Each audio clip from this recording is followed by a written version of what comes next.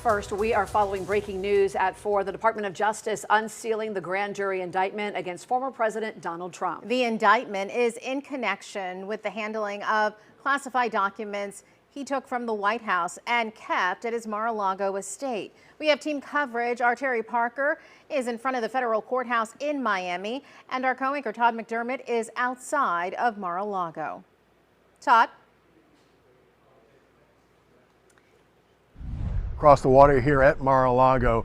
As we now know, because the Department of Justice has released the indictment, it's 37 counts at all. As we've been saying, this is unprecedented, both for the Department of Justice and the United States of America, to have a former president charged with serious federal crimes. It has never happened before. It's the culmination of Special Counsel Jack Smith's investigation. He was actually appointed late last fall in November. The investigation into allegations that Donald Trump not only purposely mishandled and hid classified documents, but then lied about having those documents. Let's talk about what we know today. Again, Donald Trump now charged in a 37-count federal indictment.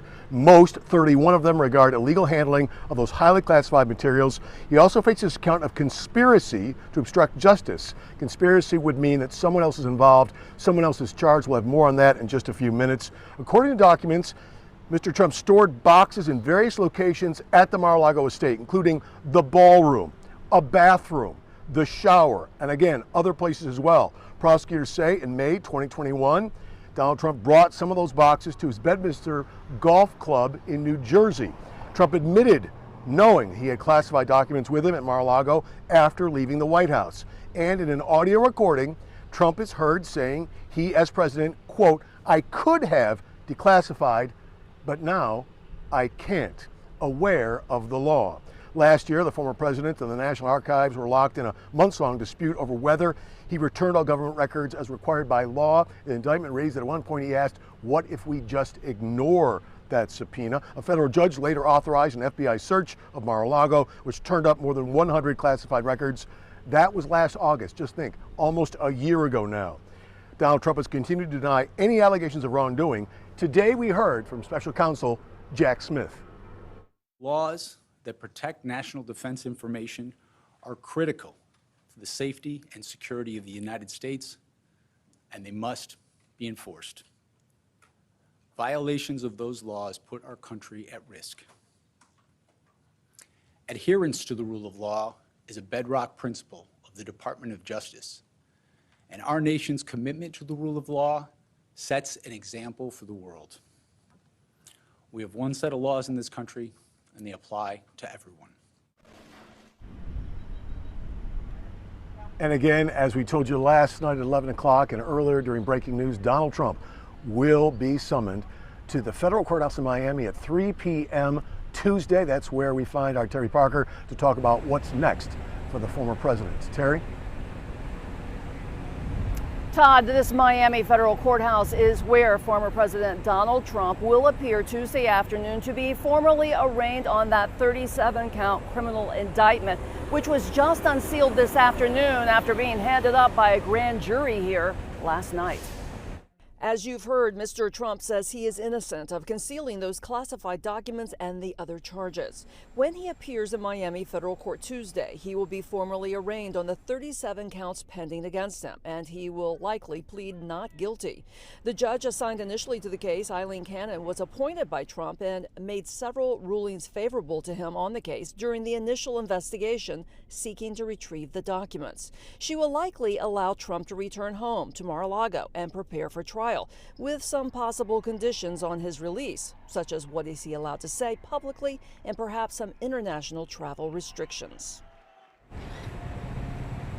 And it is unclear if Cannon will remain on the case for the entire trial. She's usually assigned to the Fort Pierce District Court, and there is speculation that the trial itself may be held there or even in Palm Beach County, home to Mar-a-Lago. Live in Miami, I'm Terry Parker. Todd, back to you. All right, Terry, thank you. And again, the point's also been made that Miami has actually had trials of this magnitude before, and that also could be the best place to hold this, in the large federal courthouse with heavy security there. It remains to be seen right now. We're learning that, as I mentioned earlier, an aide to President Trump connected to that conspiracy charge is also indicted as of today in connection with taking the classified documents, moving them and hiding them. Walt Nauta served as a valet in the Trump White House and left his role to join Donald Trump as a personal aide early in 2021. Nauta's indictment is the second in the special counsel investigation. Investigators say Nauta moved boxes of those classified materials before the FBI searched Mar-a-Lago to hide them last year. The specific charges against Nauta have not been fully revealed at this time. Meanwhile, two of Trump's top lawyers resigned today from his defense team after learning Trump and his aide were indicted. Now, Jim Trusty, who appeared on CNN last night in defense of the former president, is now leaving his employ, as well as John Rowley. They say they will no longer represent Donald Trump in matters being investigated and prosecuted by the special counsel Jack Smith. In their place, the former president says Todd Blanche will lead his legal team, along with a legal team to be named later. We also know, as Terry mentioned, that U.S. District Judge Eileen Cannon will be assigned to oversee the former president's case, at least at this point. That's according to the summons sent to Trump and his legal team.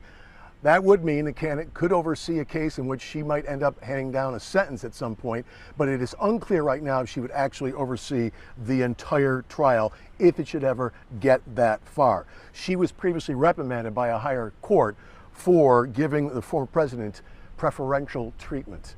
For now, I'm Todd McDermott live across from Mar-a-Lago. Much more coming up in the next half hour and throughout our newscast this afternoon and this evening. Felicia, Tiffany, back to you. All right, Todd, thank you. Meanwhile, President Biden is in North Carolina to tout his economic agenda and pledge support to military families. And while there, reporters asked him if he has spoken to Attorney General Merrick Garland about the indictment, and he said, quote, "I have not spoken to him at all, and I'm not going to speak with him. I have no comment on that."